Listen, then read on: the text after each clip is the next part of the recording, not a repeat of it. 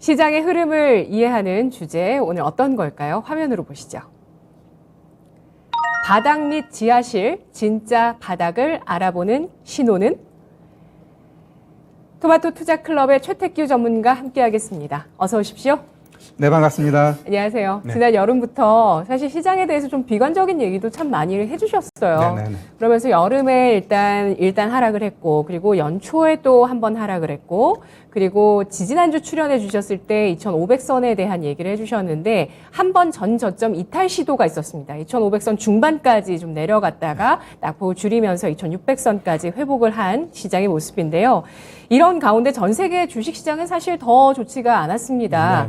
최근 세계 증시에서 시가총액이 11조 달러가 증발했다는 소식을 아마 여러분들께서도 보셨을 텐데요. 우리나라 돈으로 환산을 했을 때 일경 4,050조 원이라는 돈입니다. 이게 금융위기, 2008 금융위기 이후에 최악의 상황이라고 분석이 나오고 있고요.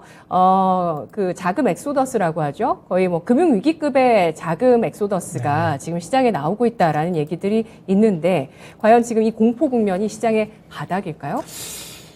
이게 좀 아쉬운 게 그러한 그 공포 국면 진짜 손실난 게 많음에도 불구하고 지금 이 진바닥이냐라고 했을 때 그게 아니다라는 게 좀 아쉬워요. 그러면 요번에 추가적으로 하락 가능성은 좀 굉장히 높다라고 보고 있고, 그럼 진바닥이 요번 하락이 진바닥이냐라고 했을 때 저는 진바닥을 앞으로 1년, 2년, 좀 길게는 3, 4년까지 더 봤을 때 거기서 진바닥이 전 나온다라고 보고 있어요. 그래서 시장이 저는 계속해서 긍정적으로 가기 위해서는 많은 요인들이 있는데 그러한 것들이 회복되지 않는 이상은 좀 어려울 것 같고요. 일단 우리 단기적으로만 지금 시장이 왜 하락하는지 그 하락 요인을 좀 보면, 먼저 우크라이나 전쟁 계속 진행 중에 있습니다. 그러나 이 우크라이나 전쟁은 증시에 크게 영향 주지는 않아요. 근데 우리가 종목 대응하는 데 있어서는 이 원자재 관련된 종목군들을 매매하시는 분들은 이 우크라이나 전쟁의 흐름을 잘 봐야 될 것 같아요. 만약에 전쟁이 끝났어. 그러버리면 이 원자재 관련된 종목들은 그냥 폭락 나와버립니다. 그렇기 때문에 이 종목 대응에 있어서 우크라이나 전쟁은 중요할 것 같고요. 그다음에 이제 중국의 코로나 봉쇄 이 부분은 진짜 제로 코로나가 가능한 거냐, 공기 중으로 퍼져나가는 이 코로나를 진짜 잡을 수 있느냐를 했을 때는 어느 누구도 장담할 수는 없어요. 다만 그거로 인해서 중국이 뭐 여기저기서 돌출됐을 때 여기 봉쇄 그걸 자꾸 하게 되면 결국 중국 경기 둔화는 불가피하고요. 글로벌 전체적인 먹이 사슬에 있어서도 분명히 어려움을 겪기 때문에 경기 침체의 도화선이 될 가능성은 있다라고 우리가 좀 보셔야 될 것 같고요. 결국 봉쇄가 진행되는 이 상황은 주식시장의 그닥 좋은 모습은 아니다, 이렇게 좀 보시면 될 것 같고요. 일단 제일 중요한 게 결국 연준의 물가와의 싸움입니다. 우리 파월 같은 경우도 이제 이 물가를 잡기 위해서 모든 수단을 다 동원하겠다라고 이제 강력하게 나오고 있는데, 자, 이 물가의 가장 중심은 뭔가요? CPI입니다. 결국 지난달에 CPI가 8.5 나왔을 때 여기가 정점이고 이유는 CPI에 대해서 걱정 안 해도 된다, 모두가 이야기할 때 저는 오히려 휘발유 값이라든가 곡물 가격의 상승으로 인해 가지고 더 지속될 수밖에 없다. 결국 CPI를 계속 봐야 된다라는 했는데 결국 이번 달에 8.3% 나오면서 결국 6월, 7월의 CPI 굉장히 중요해졌고요. 이 CPI 같은 경우는 지금 우리가 잘 보시면 아시겠지만 우리나라 같은 경우도 지금 유가 110달러 또 넘어갔잖아요. 이거는 차치하고라도 우리 생활에 가장 밀접한 휘발유 가격을 보면 우리 진짜 세금을 깎아줌에도 불구하고 지금 1950원대에서 놀고 있고요. 미국 같은 경우에도 지금 곡소리 난다고 하더라고요. 진짜 글로벌 최대 산유국 위기임에도 불구하고 미국의 지금 휘발유 가격이 우리 리터 기준으로 했을 때 1,500원대래요. 네. 그 전만 하더라도 보통은 뭐 700원, 800원이었었던데 얘네도 거의 더블 이상 나온 거죠. 근데 이 휘발유 값이 계속 오른다라는 겁니다. 다음 주에 얘네가 진짜 백이 이제 드라이빙 시즌에 들어가기 때문에 휘발유는 제가 그쪽에서 이야기하는 건 7월, 8월까지 휘발유 가격이 계속 오를 가능성이 높다라고 보고 있는데 그 가능성은 좀 높다라고 보고 있고요. 결국 밀 가격, 이러한 옥수수 가격, 이러한 것들의 상승세가 6월달, 7월달 우리 CPI 봐야 될 것 같습니다. CPI 다음 달은 10일 날이에요. 그러면 그다음 13일 우리 시간으로 봤을 때 13일 월요일 날 CPI 발표되면서 시장에 변곡이 될 가능성이 있다, 이렇게 좀 보셔야 될 것 같습니다. 네, 알겠습니다. 물가에 대한 우려가 지속될 것이라는 관점을 지지난주에도 말씀을 해주셨는데 계속해서 물가지표 6월, 7월까지 시장에 중요하게 작용할 것으로 예상을 해주셨고요. 앞으로 진 바닥을 확인하는 과정이 여러분들 예상보다 더 길어질 수도 있겠습니다. 1년, 2년 정도까지도 말씀을 해주셨는데요. 기술주가 많이 하락했죠. 나스닥도 지지난주 출연하신 이후에 계속된 하락을 보였습니다. 기술주 좀 거품이 빠지고 있는 국면인데요. 하지만 여전히 지금 밸류에이션이 고평가되어 있다는 의견들이 있습니다. 기술주 추가 하락 가능성이 있을까요? 아니면 여기서 멈출까요? 일단 뭐 반등은 살짝 나오겠지만 추가적인 하락 가능성은 열어놔야 됩니다. 시장 자체가 계속 횡보내지는 하락할 가능성이 있기 때문에 그렇다고 한다면 거기서의 종목들의 움직임은 그닥 탄력적이지 않다라고 보시면 되고요. 우리 대한민국에 있는 많은 투자자분들이 많이 힘들어 하시는데 솔직히 미국 시장이 내가 봤을 때 더 안 좋아요.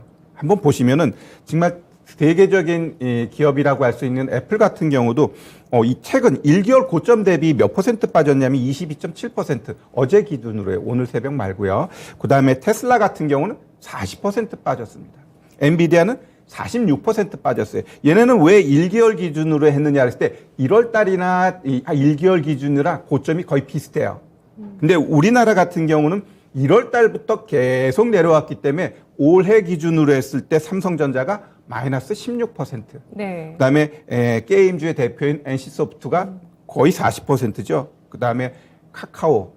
정말 많은 분들이 좋아했었는데 카카오 같은 경우도 30%가 빠졌습니다.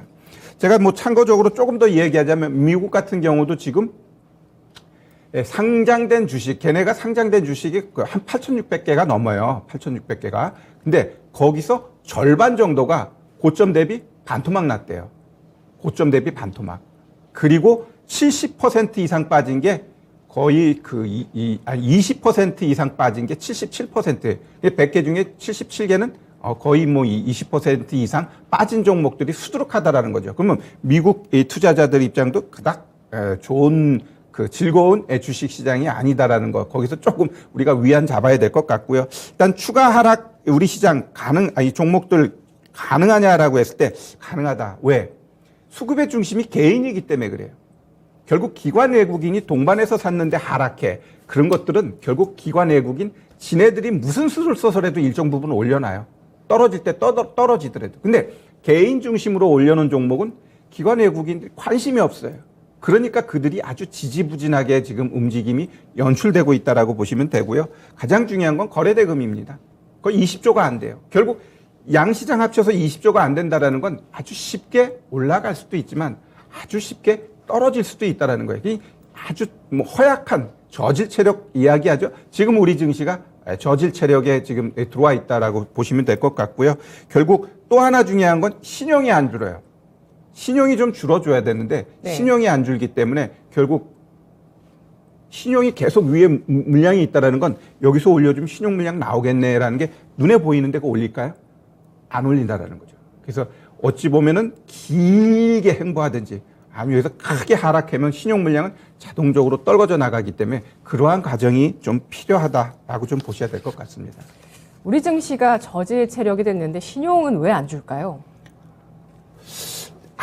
그러니까 이 시장이 그런 거예요. 뭐 조금만 빠지면 자꾸 올라와 주네? 그러니까 물타기 하는 거죠. 제대로 한번 겁을 줘야 돼요. 최근에 좀 하락했을 때 이틀만 3%씩 두 번만 깨버리면은 물량 막 나와버려요. 그럼 거기서 어찌 보면 단기 저점이 나오는데 자꾸 좀 더 떨어져야 되는데 올라가 주니까 신용, 버티면 되네? 또 올라가려고 하다 보면 결국은 또 못 올라가요. 그러니까 어정쩡한 시장에서는 올라가지도 않고 내려가지도 않고 이게 그냥 반복된다라는 거죠.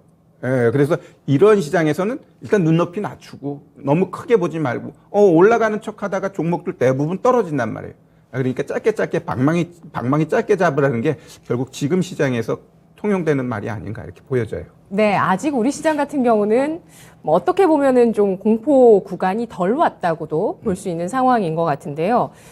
이렇게 주식시장이 하락할 때 사실은 뭐 중장기적으로는 뭐 할인 구간이다, 뭐 빅세일에 들어갔다 이런 말을 하실 수도 있습니다. 그런데 아직 우리가 체크해야 될 부분이 좀 남아있죠. 바로 경제 지표입니다. 이 경기에 대한 우려감으로까지 지금 비화되고 있는 5월장인데요. 처음에는 물가 긴축에 대해서 우려를 했다가 점점 경기에 대해서 우려하고 있는 시선이 나오고 있습니다. 지금까지 나왔던 경제 지표 가운데 인상적인 게 일단 미국의 1분기 GDP 성장률 마이너스 성장 눈에 띄고 있고요. 그리고 또 이번 주에 나왔죠. 중국의 경제 지표 4월에 소매 판매와 산업 생산 그리고 고용까지 모두 2020년 3월, 그러니까 코로나 팬데믹 이후에 최악을 기록하는 경제 지표가 상하이 봉쇄의 여파로 인해서 나왔습니다. 이렇게 미국과 중국의 경제 지표가 굉장히 좋지 않은 모습을 보여주는데 여기에 말씀하셨듯이 유가 계속 높은 레벨에 있어요. 그래서 스태그플레이션 가능성에 대해서 벤 버냉키 전 연준 의장까지 얘기를 했거든요. 네네. 최태규 전문가님은 어떻게 보실까요? 네, 스태그플레이션. 일단 뭐 책에서 말하는 이 스태그플레이션은 뭐 우리 많은 경제학자들은 아직 안 왔다 이렇게 이야기를 하지만 우리가 실생활에서 체감할 때는 스태그플레이션이 왔다라고 보여집니다. 그래서 이 스태그플레이션 이 부분에 있어서 국가마다 체력이 다르니까 좀 다를 수 있어요. 미국 같은 경우는 지금 계속해서 금리를 올리려고 하는 부분은 체력이 다른 데에 비해 굳건하기 때문에 지금 금리를 계속해서 가파르게 올리려고 합니다. 다만 미국 같은 경우도 시간이 흐를수록 스태그플레이션 아니면 경기도나 이 가능성에 대해서 노출됐다 이런 표현을 많이 하는 건 결국 지금 미국이 가장 하나하나 체크해 봐야 될 건 이 달러 강세가 유지된다는 기업들 실적에는 그닥 좋은 건 아니에요. 결국 우리가 원화 약세 이러한 것들은 우리 수출 기업들한테는 그냥 앉아서 뭔가 매출액이 늘어날 수 있는 빌미가 제공됩니다. 원달러 환율 10%만 올라가면 같은 금액을 수출을 했어도 그냥 10% 매출이 늘어나는 거거든요. 그러한 부분에 있어서 지금 달러 강세는 미국 기업들한테는 그닥 좋은 시그널은 아니고요. 그 다음에 임금을 계속해서 높여주고 있습니다. 그럼 기업들 입장에서는 분명히 부담이 될 수도 있거든요. 그래서 이러한 것들이 하나하나 쌓여져 간다면 결국에는 미국도 그닥 좋은 모습으로 앞으로 나아갈 가능성은 없다라고 보여지고요. 가장 큰 게 제가 봤을 땐 유럽입니다. 유럽 같은 경우는 이 전쟁으로 인해 가지고 이 에너지 대란으로 인해 가지고 유럽 내 동맹국들 간의 목소리가 서로 달라요. 균열이 발생되는 거죠. 네. 그러면 이 균열이 발생되는데 그들의 경제 상황이 좋으면 그런 대로 봉합이 될 텐데 경제 상황도 그닥 좋지 않다란 말이에요. 그렇기 때문에 이 유럽 같은 경우는 이 경기 침체에 내가 봤을 때 이미 들어갔다라고 보입니다. 몇몇 국가들은. 그 다음은 이제 중국 같은 경우도 이 부동산 침체 헝닭으로 많은 문제가 있었잖아요. 지금은 조용한 듯하지만 결국 중국 이 부동산 시장의 침체 거기에다가 이 코로나 봉쇄 이런 것들이 같이 복합적으로 작용하면서 4월달 경제 지표 많은 것들이 부정적으로 나왔습니다. 결국 이 중국은 좀 이 봉쇄가 좀 풀린다. 6월 1일이면 모든 걸 제로로 만들겠다라고 하는데 그거는 예상이지 가봐야 하는 거거든요. 그래서 그러한 것들 우리가 좀 체크해 봐야 될 것 같고요. 지금 가장 재미 좋은 나라가 결국 산유국, 사우디. 러시아도 전쟁 치면서 오히려 지금 자국 통화 같이 한때는 무지하게 폭등했지만 지금은 오히려 굉장히 강한 모습 보여주고 있어요. 그만큼 이 원자재 중심의 국가들이 지금 시장에선 짱이다. 이렇게 좀 보여집니다. 네. 원자재를 보유하고 있는 국가를 제외하고서는 지금 안전지대가 보이지 않는다는 판단을 해주셨는데요. 미국 같은 경우도 달러 강세에 대한 부담이 있을 수 있고 고임금, 고물가 상태에 따른 그런 여파들이 나올 수 있다는 점에 대해서 주목을 해주셨습니다. 코스피는 그런 가운데 2600선을 일단 회복했습니다. 정말 강력한 지지선으로 그래도 올해 나타났었던 지수대가 이탈되면서 좀 가슴을 쓸어내렸다가 다시 좀 회복하는 모습이었는데 이전 시간에 최태규 전문가님이 일단 반등을 한다면 2700선까지 정도로 예상을 해주셨거든요. 거기까지의 반등 트리거 지금 보이시나요? 충분히 가능합니다. 가능하고요. 오늘 왜 올라가다 떨어졌냐라고 했을 때 저거 많은 방송에서 2650 여기가 좀 단기 저항대예요. 네. 그래서 거기 오늘 2644까지 가고 올라가서 좀 윗골이 음봉 나오는데 이건 자연스러운 겁니다. 최근 그 6거래일 동안 우리 차트 한번 보면요. 음봉, 양봉, 음봉, 양봉, 음봉. 이게 결국 오늘도 고점 만들어 놓고 내려오는 거기 때문에 이 자체가 크게 문제가 되지 않고요. 제가 보고 있는 시장은 6월 10일 CPI 발표하기 그 전까지는 아마 이런 좀 견조한 흐름이 연출될 수 있습니다. 그러면 오늘 고점 만들었으니까 추가적으로 살짝 며칠 횡보해도 돼요, 이번 주. 그럼 다음 주 또 올라갈 수 있는 공간이 생겨버리거든요. 그렇기 때문에 지금 자리에서는 내가 봤을 때는 2,700까지 올라간다. 그러면 2,700까지 올라가는 데에 있어서 뭔가 호재가 있어서 올라가느냐? 그게 아니에요. 그냥 시장이 저점에서 그냥 올라가 주는 거예요. 이유 없이 올라가는 거죠. 그렇기 때문에 신용 안 나가고 지금 이 시장이 그런 대로 가고 있는 건데 결국 신용이 떨궈지지 않는 이상은 막 올라갈 수 있는 그런 상황은 아니고 그 다음에 아까 이야기했던 그러한 하락 요인들이 제거되지 않는 이상은 시장이 올라가기는 쉽지 않다. 우리가 좀 이렇게 좀 이해하셔야 될 것 같습니다. 네, 지수 현재 밸류에이션도 점검해 보겠습니다. 양대 지수의 밸류에이션 매력이 있을까요? 일단 뭐 위기 상황 혹은 뭐 급락장 할 때 우리가 체크하는 게 PBR 1배 수준이거든요. 이 선을 지금 좀 밑돌았다가 하면서 왔다 갔다 하고 있어요. 네네네. 밸류 싸다고 보십니까? 비싸다고 보십니까? 근데 우리가 이제 뭐 시장에서 밸류 이런 거 얘기할 때 저같이 이제 차트쟁이는 그거 별로 그렇게 신경 안 씁니다. 시장의 흐름이라든가 투자 심리 분위기를 보는데 제가 봤을 때는 현 시점에서 밸류가 싸니까 올라가야 된다. 그건 아니라고 봐요. 저는 이 시장을 볼 때는 제가 한번 월봉 차트 보면서 왜 시장이 못 올라가는지 그 부분에 대해서 한번 명확하게 한번 저의 생각을 전해드릴게요. 우리 코로나 때 이후 그 다음에 2021년 6월까지 이 상승하면서 올라갔던 이 퍼센트가 거래소가 130%예요. 130%. 그러면 이 130%를 올리기 위해서 얼마나 많은 에너지가 쓰여졌겠어요. 여기서 에너지는 돈이겠죠. 돈을 넣었어요. 근데 넣었는데 130%라는 수익이 났다라는 건 결국 큰 손들 입장에선 어마무시하게 돈을 번 거예요. 그러니까 월가라든가 우리나라도 마찬가지고 왜 기관 외국인이 안 살까? 월가에서도 왜 많은 그 투자자들이 현금을 쟁겨놓을까? 아직 이 시점에서 사봐야 크게 먹을 게 없다라는 거예요. 결국 3,300 이거를 치고 올라가기 위해선 충분히 매력적인 저가라는 게 형성돼야 되고 또한 이 자리에 있는 매물대가 많이 없어져야 돼요. 즉 매물대가 뭐 이쪽에서 만약에 이제 시작 상승을 하기 위해선 여기서 많은 기관 외국인 큰 손들이 매집을 해야 돼요. 왜? 지들이 싸게 샀으니까 이제 올려야 되거든요. 그렇지만 여기에 쌓여져 있는 매물이 눈에 보이는데 이거를 끌어올리기 위해서는 어떻게 돼요? 돈이 많이 들어가.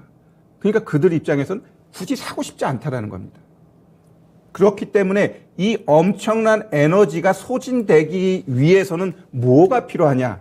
결국 횡보, 최선은 횡보고 최악은 한번 급락이 더 나와야 된다는 거죠.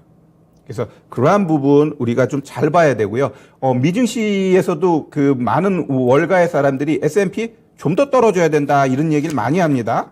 그러면 왜 이 많은 월가 얘네들이 이 S&P가 3,500까지 떨어져야 돼 이런 얘기를 하는데 이 3,500이라는 자리는 제가 또 가장 좋아하는 갭 메우는 작업을 하는 자리예요. 여기 보시면은 네. 코로나 때 딱 맞고 떨어지고 그거 돌파하면서 엄청난 시세를 준 게 3,500이에요. 그러면 지금 고점에서 3,500까지 떨어졌을 때 몇 퍼센트냐 했을 때 한 30%밖에 안 돼요. 실질적으로. 그러면 30%는 시장에서 봤을 때 크게 뭐 하락하는 거냐? 이것도 30% 하락하는 거 솔직히 큰 하락이죠. 큰 하락인데 충분히 이 정도까지 나와야 월가에서도 여기서는 기술적으로 어느 정도 저점이다라는 생각이 있어요. 그래서 우리가 지금 시장 볼 때 추가적인 하락, 미국도 그렇고 우리 시장도 그렇고 충분히 한번 더 나와야 된다. 더 나와야 된다. 요거는 우리가 좀 명심하면서 시장 대응하셔야 될 것 같습니다. 네. 모건 스탠리가 15% 정도 더 떨어진다라는 전망을 했습니다. 월가에서도 바닥에 대한 논쟁이 계속되고 있고요. 굉장히 치열합니다. 더 떨어져야 된다라는 시각도 나오고 있고 또 올해 강한 매수를 또 보여주고 있는 워렌 버핏의 움직임에 대해서도 저가 매수를 이렇게 큰손을 하고 있다라는 이야기를 하시는 분도 계십니다. 하지만 이런 큰손과 우리와는 체력이 또 일단 다르다는 것도 감안해야 되는 내용이 아닐까 싶은데 주식시장의 동향에 대해서 좀 짚어보겠습니다. 금요일장마다 4월 말에도 한번 그랬고요. 그리고 최근에 금요일장에 삼성전자가 강한 양봉을 보여주면서 이런 대형주 혹은 실적주가 그래도 조금씩 우뚝우뚝 서주거든요. 테마주가 이제는 좀 죽으면서 실적주가 가는 건가라는 의견도 있어요. 증시 동향 어떻게 보시죠? 네, 삼성전자 같은 경우 제가 봤을 때 기술적 반등이죠. 결국 삼성전자도 많이 가봐야 7만 원 정도 가게 되면 거기서 좀 버거울 자리예요. 예, 버거울 자리고 결국 삼성전자가 7만 원 이상 간다라는 건 아까 지수도 제가 얘기했던 2,700? 그 이상 올라간다라는 건데 그게 과연 가능할 건가라고 했을 때 우리가 한번 좀 생각해 봐야 되지 않나 이렇게 좀 생각되고요. 여튼 이 선거, 이 지방선거 테마 제가 봤을 땐 딱 매력적이지 않다 좀 생각을 좀 바꿨습니다. 왜냐하면 네. 이 지금 선거할 때 보면은 이 대선하고 똑같아요. 어떤 정책이 없어요. 그냥 팬 사인회 하는 것 같아. 넌 너 편이니? 나는 내 편만 끌어들여서 단 한 표라도 이기면 난 그거로 이 선거에 이기겠다라는 전략이에요. 아주 내가 볼 땐 저급한 전략인데 결국 그게 먹혔어요, 대선에서. 그렇기 때문에 이 정책이라는 건 없어요, 지금 시장에서. 그러니까 정책주가 안 움직여요. 그러니까 그거에 대한 눈높이는 오히려 내려놔야 될 것 같고요. 오히려 이제 우크라이나 전쟁으로 인한 이 원자재 테마는 계속해서 움직임이 연출되고 있어요. 뭐 오늘도 뭐 수산 관련되는 애들도 움직이고 그러는데 네. 결국 여기서 중요한 건 뭐냐면 얘네들이 급등은 나오는데 자꾸 이전 고점을 못 돌파해버리면은 걔는 어떻게 돼요? 추세적으로 뚝뚝뚝 떨어지는 겁니다. 떨어진 자리에서 급등 나오는 거기 때문에 결국 물린 사람 입장에서는 마이너스 30%에서 마이너스 15% 됐다가 거기서 손절 안 치면 또 조금 있으면 또 마이너스 40% 되는 게 지금 이 테마주들의 속성이에요. 그래서 이 우크라이나 전쟁발 원자재 테마는 이 움직이지 않은 애들, 차트 만들어 놓은 애들, 그런 애들은 가능성이 있지만 고점에서 물린 종목군들은 내가 봤을 땐 어느 정도 좀 결단이 필요하다라고 좀 보여지고요. 다만 제가 보고 있는 에그플레이션의 마지막 피날레는 가을일 것 같아요. 가을에 이제 수확철을 네. 돼가지고 진짜로 봤더니 생산량 무지하게 줄고 이런 것들로 인해서 문제가 될 수 있어라고 했을 때 그 곡물 관련된 종목군들이 한번 그 자리 근데 항상 그 시점에 관련된 종목이 주가가 위에 있으면 그건 끝물이에요. 그 시점에 그 뉴스를 보고 내가 들어갈 건데 보니까 주가가 바닥이야. 아니면 뭐 조금 올라와 있어. 그런 애들은 가능성이 있다라는 겁니다. 그런 식으로 우리가 테마 관련된 종목은 찾아서 접근할 필요가 있다. 이렇게 좀 보여지고요. 우리가 아시아 종목에서 봤듯이 아무리 테마가 형성되고 종목이 움직인다고 하더라도 재무제표를 먼저 보자고요. 상태가 불안한 종목 괜히 건드려 봐야 조금 벌레다가 크게 다칠 수 있어요. 그래서 주식의 가장 기본은 좋은 종목부터 하는 게 제일 중요합니다. 네, 알겠습니다. 전쟁 관련한 그 테마 가운데서 그래도 에그플레이션은 가을철 수확 때까지 좀 그래도 시세는 남아있을 것으로 판단하셨고요. 다만 고점에는 절대 들어가지 말자라는 점에 대해서도 여러 종목들을 통해서 강조를 해주셨고 재무구조 중요하게 봐주셨는데요. 장중에 3, 4% 내외의 이런 급등락은 결국에 이런 변동성 자체는 시장의 불안감이라고 보시거든요. 전문가님께서. 근데 최근에 보시면 외환시장, 가상화폐 시장 굉장히 극심한 변동성을 보여주잖아요. 증시 어떻게 대응할까요? 일단 가상화폐뿐만 아니라 우리 잘 보시면 결국 연준에서 금리 인상 이거에 대해서 이제 템포가 좀 빨라지면서 자산시장 거의 모든 자산시장이 이제는 하락 쪽으로 갑니다. 누가 많이 빨리 빠지느냐인데 결국 빠지는 그 폭이 있을 뿐이지 결국 다 빠진다라고 보시면 돼요. 그러니까 부동산도 빠지고 주식시장도 빠지고 가산시장도 빠지고 다 빠지는 겁니다. 그러니까 그거 왜 빠져요? 라고 했을 때 그럼 물을 필요가 없어요. 많이 올라갔으니까 빠지는 거예요. 이 세상에 끝까지 올라가는 게 어디 있어요? 결국 과거에 우리가 봤던 뭐 IT 버블 아니면 1987년 블랙 만데이 아니면은 2008년 금융위기, 1929년 뭐 대공황 이런 것들 보면 좋았어요. 그러다가 어느 순간에 갑자기 뭉개져 버린단 말이에요. 그게 많은 경제 석학들이 얘기해요. 폭락은 어느 누구도 예측할 수 없다.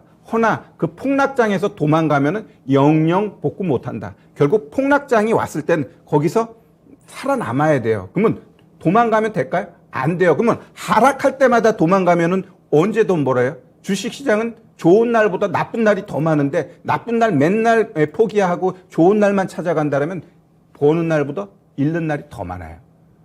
그러면 거기서 제일 중요한 건 뭐냐? 좋은 종목을 가지고 물렸을 때도 가는 겁니다. 그럼 그런 애들은 좋은 기업은 어때요? 지수 대비 더 상승이 빠르게 나옵니다. 그래서 성장성이 있는 기업, 재무상태 좋은 기업, 그리고 어떤 기간을 통해서 정책적으로 부합되는 기업, 그런 기업을 내가 갖고 있는데 시장 영향으로 하락해. 그건 걱정할 필요가 없어요. 그 왜 나만 죽나? 다 같이 죽는데. 그럴 때 도망가고 손절치고 그런 게 꼭 정답은 아니다. 손절치면은 나 저점에서 살 거야 대부분 얘기하는데 네. 절대 못 사요. 예. 예. 저점에서 판 사람 올라갈 때 주식 갖고 있지 않아요. 결국 물린 사람이 갖고 가면서 수익 내는 거지 손절치고 아우 난 좋은 저점에서 잡을 거야. 택도 없는 소리예요. 예, 그렇게 좀 이해하시면 좋을 것 같네요. 알겠습니다. 이제 다음 주는 또 금통위 일정이 있습니다. 5월 26일 목요일에 금융통화위원회가 예정이 되어 있는데 최근 들어서 이창용 한국은행 총재가 빅스텝에 대한 발언을 하고 있거든요. 빅스텝 가능성을 좀 열어뒀습니다. 그래서 5월과 7월 금통위에서 빅스텝이 나올 것이냐도 주목이 되고 있어요. 어떻게 예상하시죠? 안 하면 시장을 모르는 거죠. 지금 미국에서 0.5%씩 최소한 앞으로 2번 이상은 할 텐데 거기다 대놓고 우리가 0.25%씩 금리하고 미국하고 우리하고 역금리 나온다?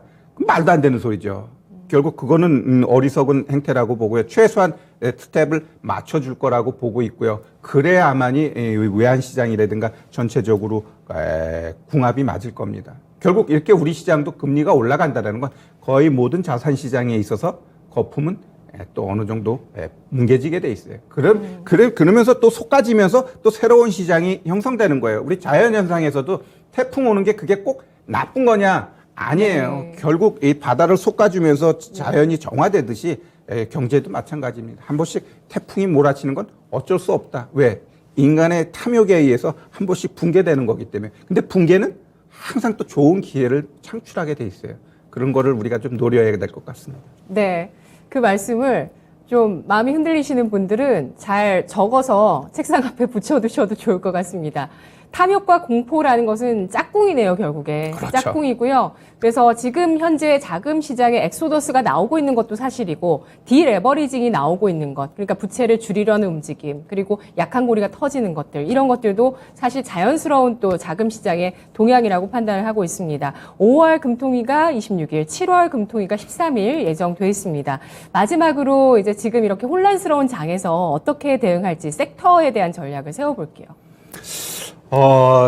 뭐 많은 섹터가 있어요. 많은 섹터가 있는데 실질적으로 우리 삼성전자만 봤을 때는 이 반도체가 진짜 이거 가는 거 맞아라고 했을 때 그렇진 않아요. 우리 몇 달 전만 해도 이 심텍, 뭐 대덕전자 이런 애들이 엄청나게 DDR5에서 움직여줬는데 이 DDR5 같은 경우 보면은 이 소재 쪽에서 움직임이 아주 세게 나오는 애들이 있어요. 이 아비코 전자 같은 경우도 이 보시면은 이 주봉 보면 답 나와요. 신고가 나오고 오늘 음봉 때리고 이런 애 나왔어요. 그다음에 또 원익 QNC 같은 경우도 얘도 신고가 자리에 결국 이 반도체 삼성전자만 한 가지 반도체 종목군 쪽에서는 지금 순환하면서 가고 있어요. 그럼 내가 갖고 있는 반도체 종목이 그닥 나쁘지 않아 분명히 갈 수 있는 애야라고 한다면 보유하세요. 결국 이런 모양새를 보여줄 겁니다.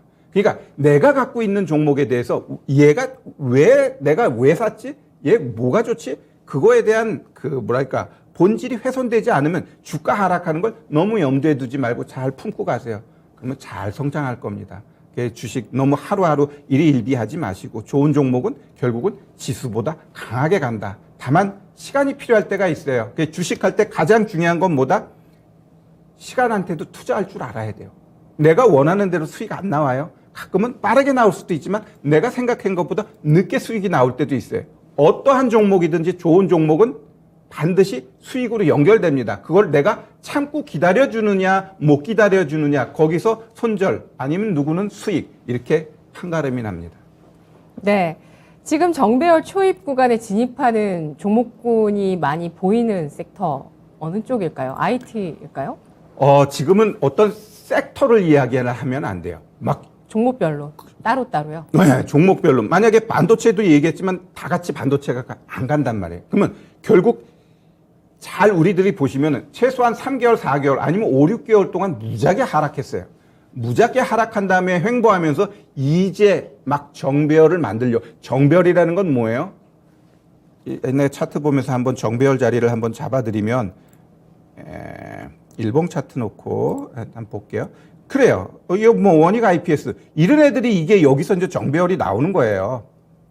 예, 그러면 아까 원익 QNC는 신고가 나왔는데 얘는 이제 정배열 만들려고 하는 자예요. 그러면 얘 이제는 주가 위치가 고점이냐 저점이냐 이 바닥권에서 가지. 이미 얘는 물려봐야 크게 손해 없는 거예요. 예, 원익 같은 경우는 그냥 삼성전자하고 거의 기생하는 기업이라고 보면 돼요. 삼성전자의 계열사 중에 그래도 A급 하면은 원익하고 대덕 이런 애들이 A급이거든요. 그래서 이 원익 IPS 장비 관련돼서 이런 종목 지금 자리 뭐 샀더니 또 물려요. 그 신경 쓰지 마세요. 결국 얘가 이 자리만 오면 맞고 떨어지니까 결국 내가 이 자리 41,000원 이 자리에서 사게 되면 분명히 내려올 수 있지만 그렇다고 한다면 어디서부터 좀 사느냐라고 했을 때 이 21평선에서 한 39,000원에서 한번 사고 떨어졌네? 38,000원에서 한번 사고 그렇게 되면 내가 봤을 땐 손해보다는 수익 날 확률이 좀 높다. 다만 이게 쿡쿡쿡 치고 가기 위해서는 시간이 좀 필요하니까 뭐 좀 트레이딩 하려면 트레이딩하고 좀 매수 자리 잘 잡는 게 중요할 것 같습니다. 네, 시간이 이제 거의 다 됐는데 이 질문을 드리고 마무리를 할게요. 네. 바이오주에 대한 의견을 여쭐게요. 네네네. 지금 고점 경신하는 바이오주도 일부 나오고 있고 HLB도 랠리를 보여주고 셀트리온은 자사주 매입 소식까지 내놨거든요. 바이오주 코멘트 네. 주시죠. 지금은 시장이 어느 업종이 이렇게 주도하는 시장은 아니에요. 제가 봤을 때 작년에 2차 전지가 한번 주도하고 그 이상부터는 어떤 섹터라든가 업종이 주도하지는 않고 결국 업종 내에 개별 재료에 의해서 움직인단 말이에요. 우리 바이오 갖고 계신 분들 많이 힘드는데 결국 이 바이오는 몇 년에 한 번씩 바이오자만 붙으면 올라가는 때가 있는데 그 시점은 올 거냐라고 할 때 분명히 와요. 그럼 그 시점은 저는 언제라고 보냐면 이 금리가 인상하게 되면 아마 2.5에서 3.0 이 정도 되면 맥시멈 되면서 몇 달 동안 행보하는 구간이 나올 텐데 거기서 한번 시세 줄 가능성이 있고요. 결국 금리가 올라간 다음에 횡보하고 급락 나와요. 항상 시장은. 급락 나오면 거기서 또 움직일 수 있는 게 또 제약바이오가 한번 갈 가능성은 있다라고 좀 보여집니다. 네, 알겠습니다.